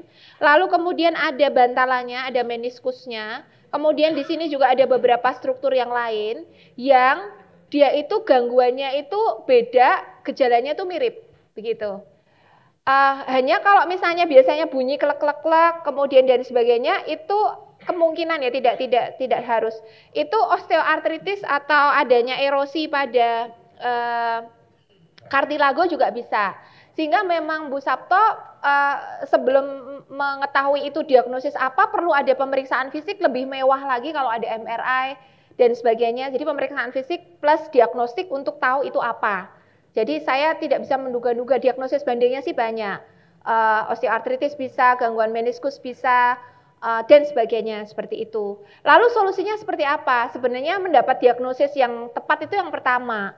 Kemudian yang kedua, lagi-lagi seperti Mbak Hana yang ada di sini maupun Mbak Hana yang tadi sakit punggung, itu prosesnya adalah selain dengan obat mungkin dari penyakit dalam dan sebagainya adalah terapi latihan. Kebetulan kalau di UNY itu kita melayani untuk terapi latihan. Barangkali ingin berkonsultasi lebih lanjut bisa ke UNY di Health and Sports Center lantai 2 itu untuk terapi latihan seperti itu.